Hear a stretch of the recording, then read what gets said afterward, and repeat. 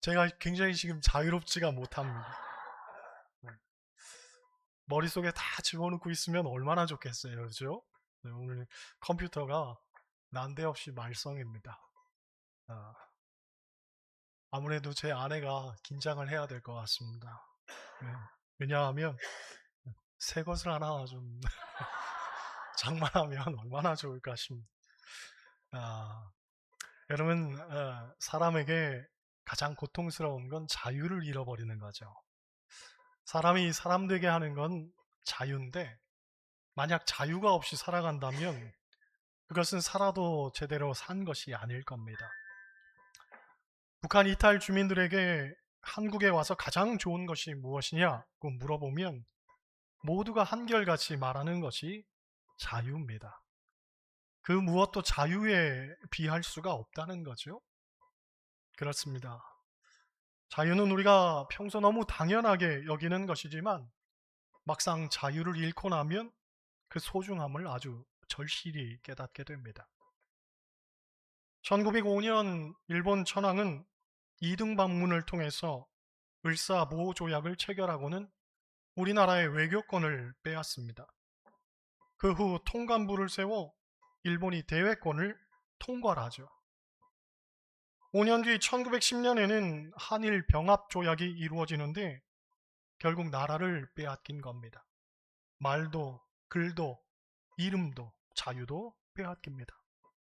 남자들은 군대에 끌려가고 여자들은 정신대에 끌려갔습니다.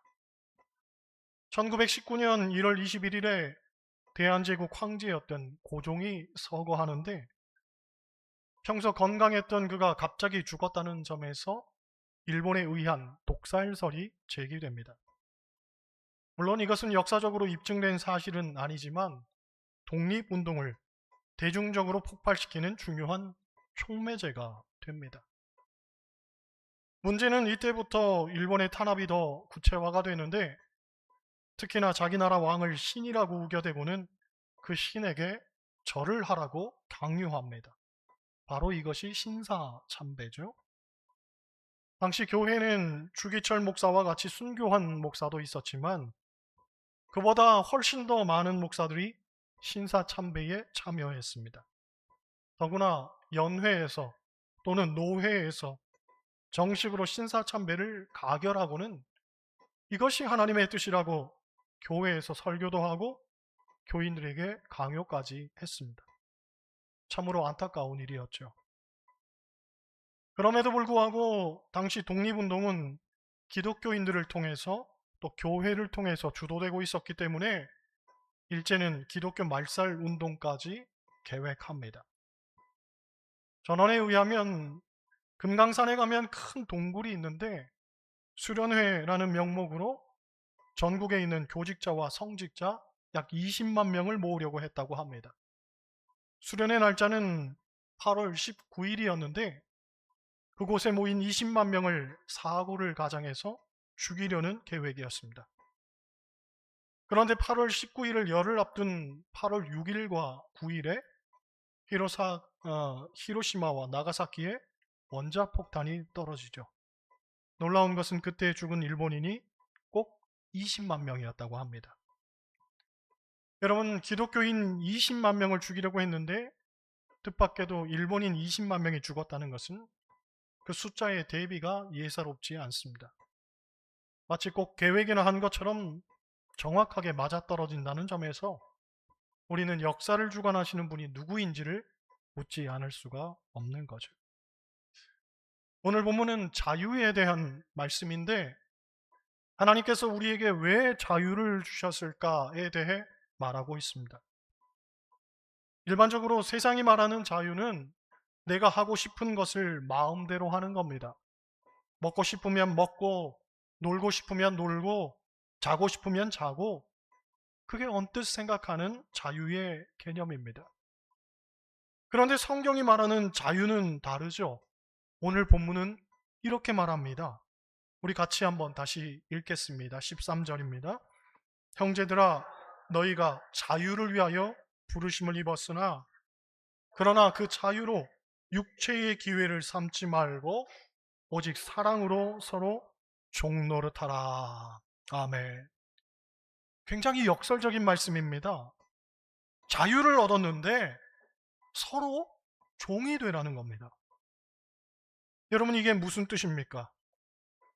결론부터 말하면 하나님께서 우리에게 주신 자유는 하나님 없이 살라고 주신 자유가 아니라 하나님을 섬기며 이웃을 사랑하며 살라고 주신 자유라는 거죠. 즉 그리스도인의 자유는 사랑의 자유라는 겁니다. 따라 하시겠어요? 사랑의 자유. 사랑의 자유. 이 사랑의 자유를 좀 더 구체적으로 말하면 크게 5가지로 말할 수가 있습니다. 첫째, 사랑의 자유는 내 권리를 포기할 수 있는 자유입니다. 앞서서도 말했지만 우리는 자유에 대해서 내 맘대로 내 뜻대로 하는 걸 생각합니다. 그런데 사랑의 자유는 그 내 맘대로 내 뜻대로조차도 포기할 수 있는 걸 말합니다. 예를 들어 내가 어떤 말을 할 수 있습니다. 또 그 말이 틀린 것도 아닙니다. 게다가 충분히 말할 권리도 있습니다. 하지만 그 말을 할 때에 상대방이 큰 상처를 받을 수도 있습니다. 그럴 때에 어떤 사람은 이렇게 생각할 겁니다. 내가 왜 말을 못해? 내 자유인데. 네, 자유라고 하면 그게 자유일 수 있습니다. 하지만 누군가의 마음에 상처를 주지 않기 위해서 내가 가진 그 자유를 포기한다면 그게 바로 사랑의 자유인 거죠. 즉 자유를 포기한 게 아니라 엄밀히 말해 자유를 사랑을 위해서 활용을 한 겁니다.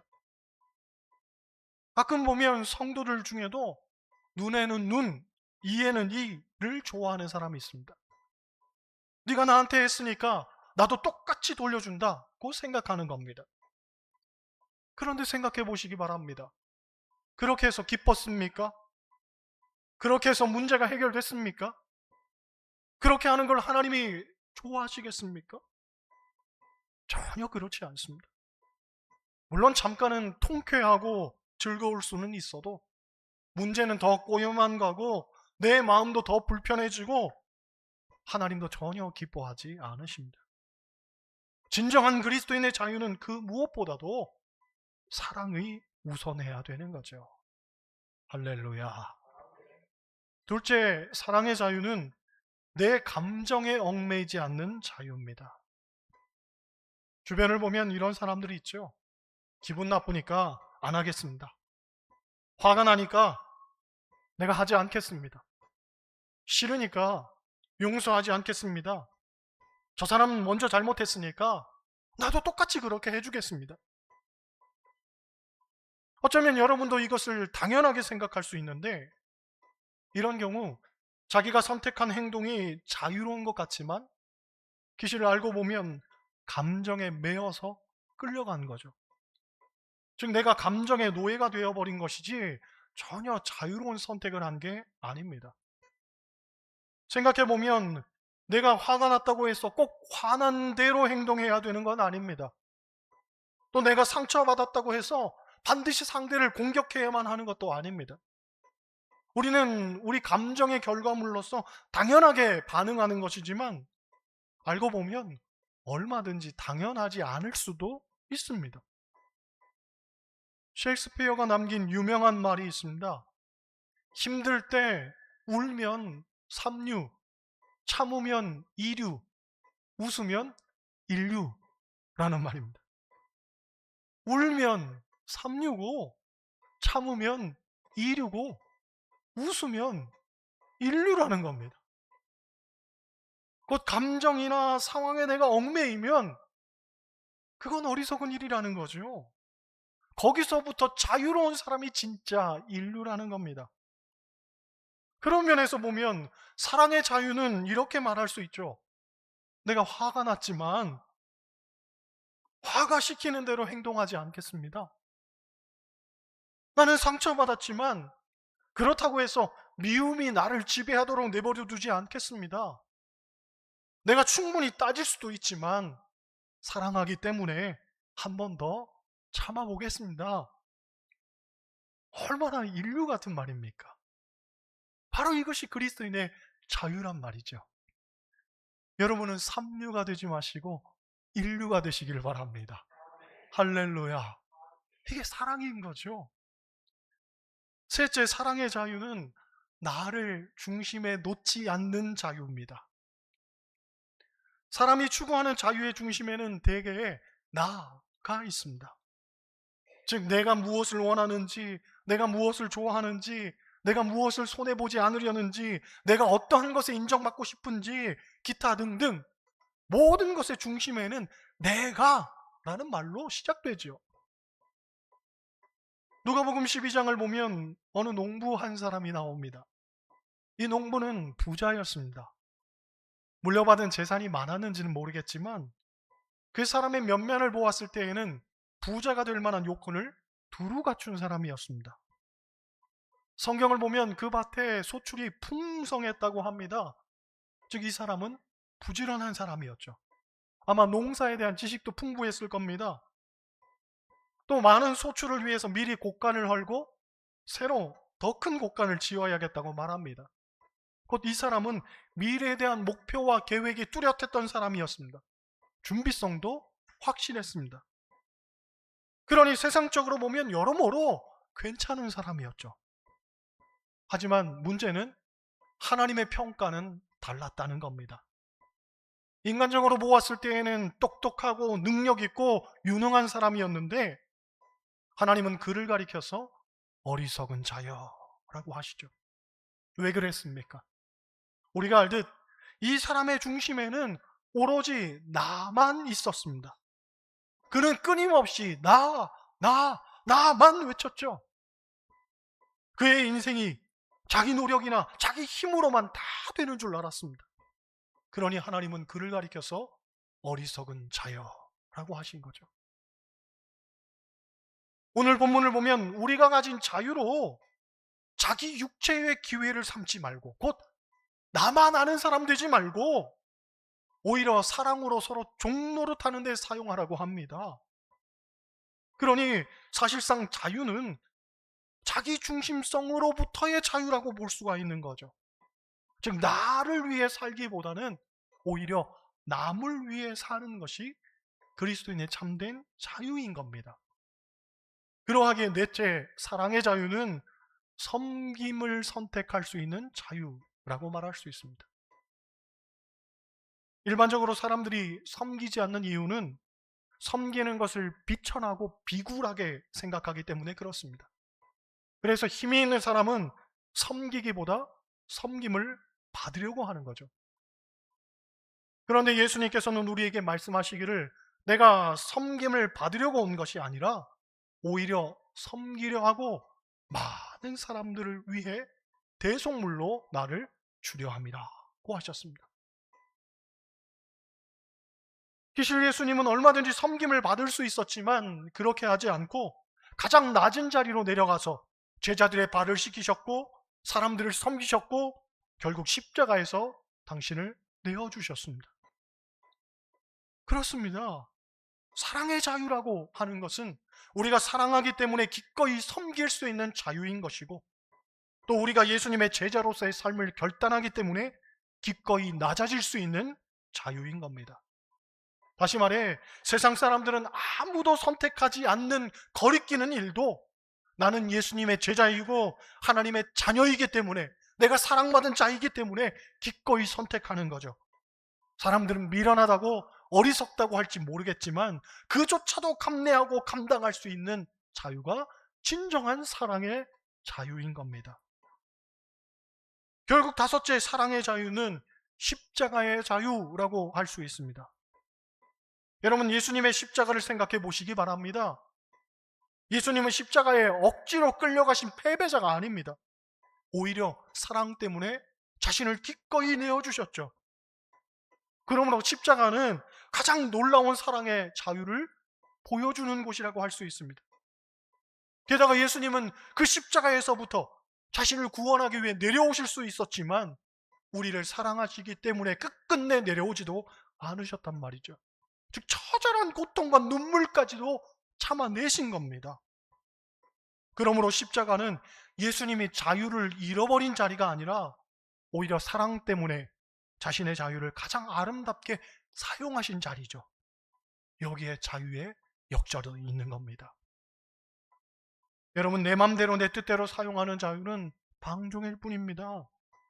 그리스도인의 모든 우선순위는 사랑입니다. 사랑을 위해서라면 어떠한 고통도 어떠한 희생도 참아낼 수 있는 것이 최고의 자유인 거죠. 그러므로 우리는 자유를 누리는 사람이기보다는 자유를 지키는 사람이어야 합니다. 무슨 말이냐면 우리나라의 광복 이야기로 다시 돌아와서 우리 선조들이 자유를 위해 싸웠습니다. 그래서 누군가는 재산을 잃었고, 누군가는 가족을 잃었고, 누군가는 감옥에 갔고, 누군가는 목숨을 잃었습니다. 그런데 그들의 희생의 값으로 후세에 우리는 자유를 얻었습니다. 그러니 알고 보면 선조들은 자신의 자유를 가지고 희생을 샀고, 그 희생으로 우리는 자유를 얻은 겁니다. 그렇다면 우리가 가진 자유는 당연한 것 아니고 또 내 맘대로 해서도 안 되는 겁니다. 우리도 우리의 자유를 가지고 누군가를 위해 희생해야 되고, 그 희생이 또한 누군가의 자유로 결실될 겁니다. 돌아보면 오늘날 우리로 하여금 자유롭지 못하게 하는 수많은 매이는 것들이 있죠. 어떤 사람은 돈에 매이고, 어떤 사람은 성공에 매이고, 어떤 사람은 권력에 매이고, 어떤 사람은 욕망에 매여 삽니다. 어찌 보면 이것들이 우리에게는 신사참배와 같습니다. 하나님보다 더 우선하고 하나님보다 더 힘이 있게만 보이죠. 하지만 여러분, 이런 것들에 굴복하면 안 됩니다. 이것들 때문에 그리스도인의 자유를 빼앗겨서는 안 됩니다. 실질적으로 1940년대를 전후로 해서 친일로 돌아서는 이들이 굉장히 많았다고 합니다. 왜냐하면 해방이 요원하니 희망도 사라졌고 현실에 순응하는 것이 더 낫다고 판단을 했기 때문입니다. 우리야 어떻게 그럴 수 있을까라고 생각하겠지만 당시의 시대적 상황 속에서 변절은 죽느냐 사느냐 하는 문제에 있어서 선택의 여지가 없는 일이었다고 말하는 역사가들도 많습니다.